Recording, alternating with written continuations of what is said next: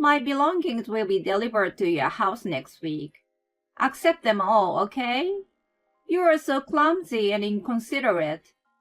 I'm moving in to re-educate you on how to be the proper wife. The least you can do is to give me my own room, even if you have to move your things out. My mother-in-law gives me the news out of the blue. Moving? Re-education? What on earth is she talking about? My husband has never mentioned that she was moving in with us. Anyway, who does she think she is talking about re-education? She doesn't care about my feelings and really moves in the week after. When she sees her son in the house, she screams like Munch. This is when she comes to know who really needs to be re-educated. She also realizes that there is no house for her to live in, because my real home is. I was a working wife who had been married for 3 years.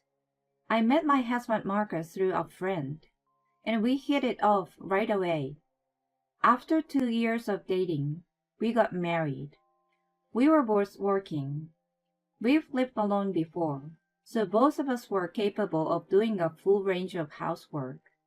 After we got married, we decided that whoever noticed it or had free time would take care of it. This policy seemed to suit us better than a clear division of chores. We never had any dispute over them. When my work became busier, Marcus' share of the workload increased a little at home. Even though it was a rule that we had decided upon together, I felt a little bad about it.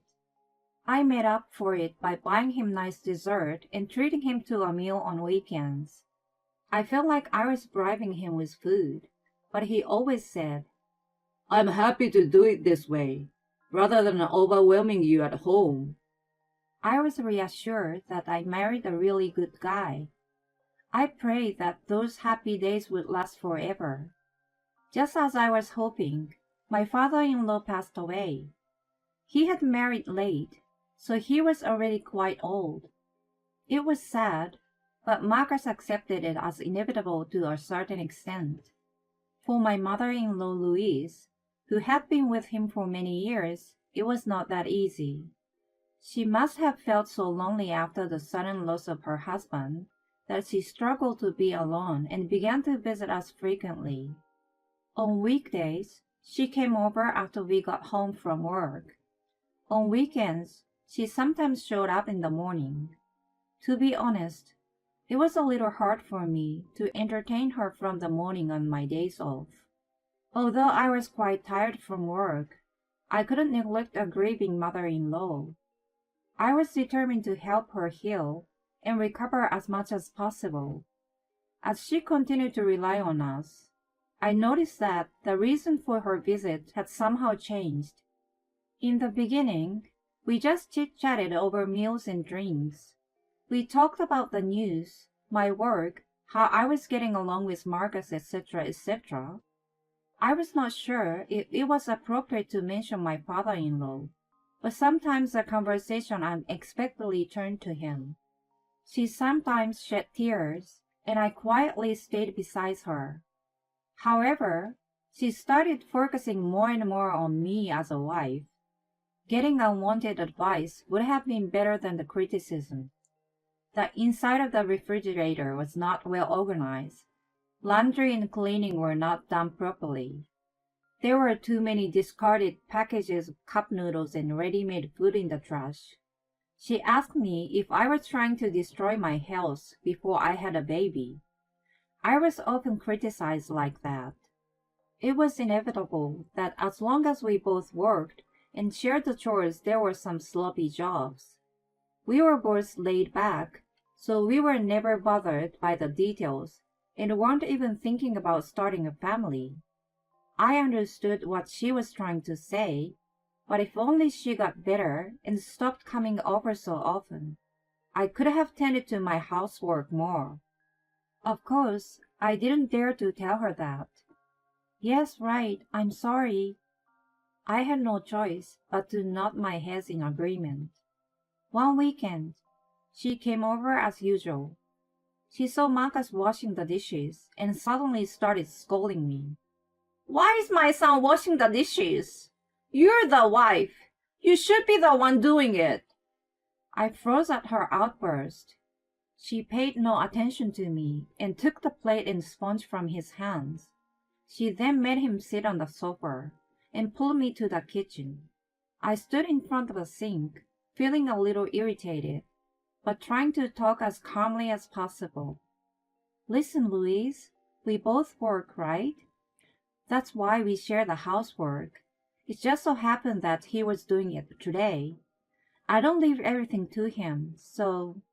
Don't talk back to me! I tried to explain, but she didn't want to listen to me or try to understand. I thought that if Marcus explained it to her, she would have at least tried to understand a little. I glanced at him with hopeful eyes. He nodded as if he understood. I believed that he was going to help me out of the awkward situation. I was relieved for a moment. Then, he blurted out totally unexpected things. Mom, calm down. It's not good for your health to get so upset. You have a point, though. I'm going to make her do the right things from now on. Honey, you should apologize to her. He looked at me. Why didn't he just tell her that we shared the chores? I thought about saying so, but I felt there was no point in arguing with Louise any further. I will be careful in the future. I apologized and put the matter to rest. I asked Marcus what he was up to after she left. No matter how much I told her about our rule, she wouldn't have listened to me as long as she saw me as a bad wife. If he had told her, she would have listened to him. That would have been all it took to settle the matter.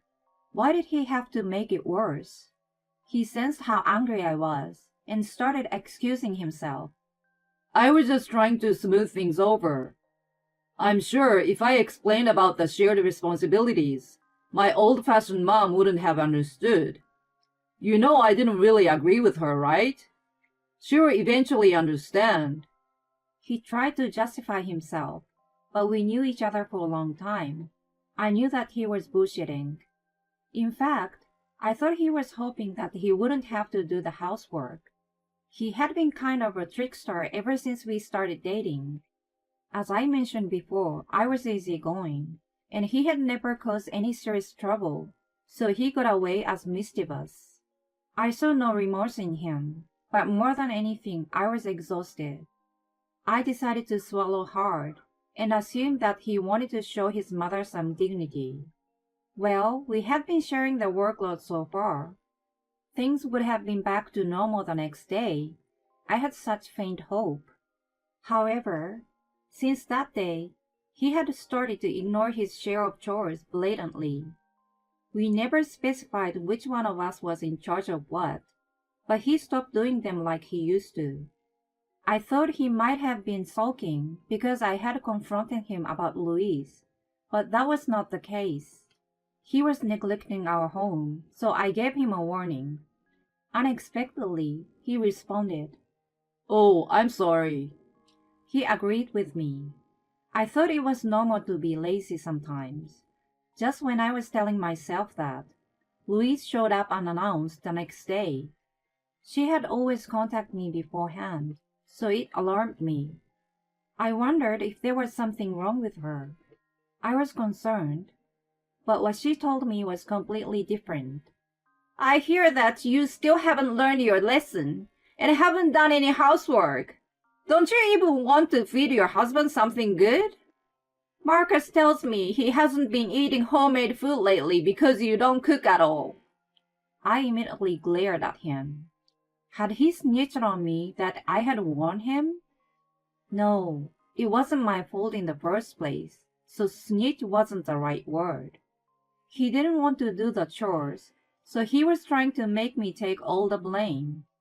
As a result, she started coming over more often than before, and he stopped doing anything altogether.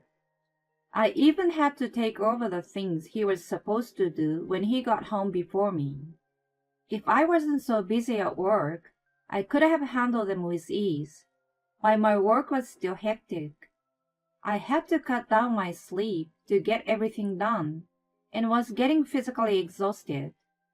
I knew that I was going to collapse if I continued like this, and decided to talk to him again. Unfortunately for me, his work had become busy around that time, and we could not have a proper talk. I thought it was inevitable if it was work, but his schedule was outrageous. It was normal for him to come home well after midnight during the week. On weekends, he worked all day long, and in the worst cases, he stayed overnight at the office, saying the commute was a waste of time. Just the other day, I was thinking of discussing Luis, but then I was worried that he was overworked. When I saw him at home, I asked him if he was okay. He replied without a trace of fatigue. Yes, I'm fine. I was relieved to hear that, but I thought he looked too energetic. If he was working that hard, he should have shown a little bit of fatigue in his appearance. I wondered how he had so much stamina. I was truly perplexed. If his company was making him work as much as he did, they might have been violating the fair labor standards. I decided to talk my colleague. Her family member worked for the same company as him. When I told her about the way Marcus was working, she looked at me puzzled. It is indeed a busy season right now, but I don't think they have to work that hard. It may vary from department to department. Even so, they are very strict about hours nowadays, unlike in the past. In other words, Marcus' hard work was not a complete lie, but it was not completely true either. I had a hunch. He didn't come home from work. I was also busy with mine. Because of my frantic life, I could not keep up with the housework. The house was in a miserable state. I was supposed to get a day off the next day. If I spent the whole day, the house would have been back in order. That was my plan. But then, Luis showed up to my dismay. What in the world happened in this house? The moment I entrust you with the housework, it becomes like this? No wonder my son has been doing it. I have been telling you that we share. I was about to explain again when I realized that there was no point in arguing with her. As I was hesitating, she made a gesture as if she had just thought of something. I'm going back home for today. I just remembered something to do. She headed for the door.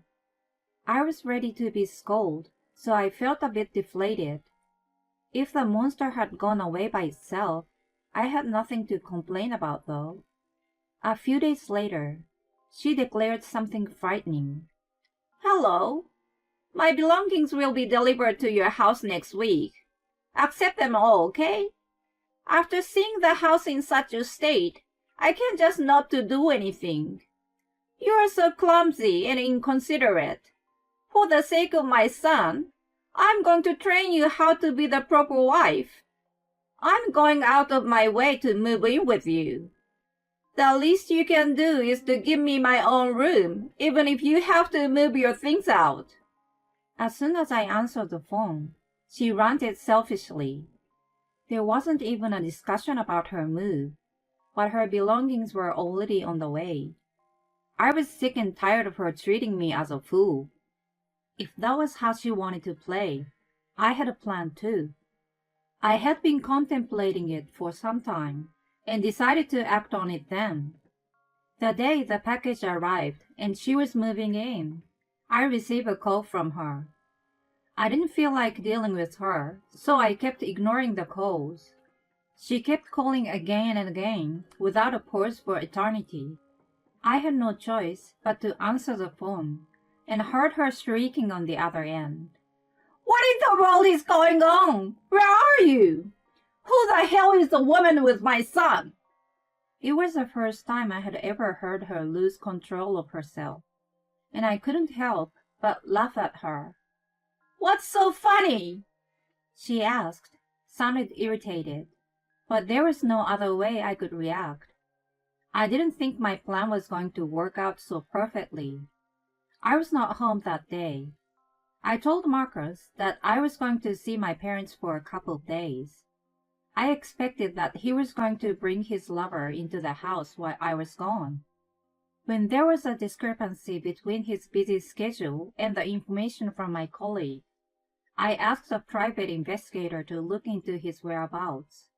It turned out that he was having an affair with his younger colleague. On weekdays, he used the company car to drive back to our house with her. On weekends, he was going to hotels near and far from home. He was even getting paid overtime for working after hours to make up for the time he spent cheating on me. There was no way that such a man wasn't going to have the woman over while I was away. He was probably planning to have his way at home until he was drained out. But Louise and the movers arrived. I wanted to reveal the debauched and sinful son to her. That was my plan. I told her all of that. She was in total shock. I could only hear her making gasping sounds. It was a pity that I couldn't see what kind of face she was making. By the way, I was not with my parents. I was actually visiting a realtor to sign a contract for a new house and cancel the lease of my current one. I was in the middle of it when I got a call from her, and my realtor was patiently waiting for me to finish. Listen, Louise, I'm busy canceling the lease for my house and stuff, so I will cut to the chase. You made a fool of me and told me that I needed to be trained. Do you realize who really needs it now? And you insinuate that women do the housework. Who do you think pays the rent of that house? Me. He shared the housework because I was busier and made more money than him. Oh, but he's busy shaking his hips for another woman now, right? Well, I can care less. As for divorce and alimony, my attorney will contact him at a later date. Don't get in touch with me ever again. I was about to hang up the phone and heard her sobbing and pleading with me. I just terminated my lease on my old house. Where am I supposed to go if this house is no more? She had been enjoying picking on me, yet she relied on me when inconvenienced. It's none of my business. Talk to your idiot son. I hung up the phone for real. A few days later, I filed for divorce and 100,000 alimony was being negotiated. I didn't doubt my excellent attorney. Marcus, of course, was dismissed from his job along with his lover because of the incident. I heard through my attorney that he was dumped by her, who told him that she should not have gotten involved. I would have loved to see the two idiots get together and lead a miserable life, but I erased such a wicked thought immediately. Instead, I was told an interesting story. There was still one mystery left. How did Marcus keep up with both busy work and affairs without any sign of exhaustion? One factor could have been that he was enjoying the affair so much that adrenaline helped him. The biggest factor was simply that he was using a lot of over-the-counter energy boosters. As a result, he developed some internal organ problems as a side effect of the drugs, and he could no longer work as much as he used to. Excessive consumption of substances is always a bad idea. The lease of the previous house is terminated as declared. Marcus and Louise don't have the means to keep living there. I don't know where or how they are currently living, or even if they are still alive. They don't matter to me anymore. I am more excited about my new life of freedom.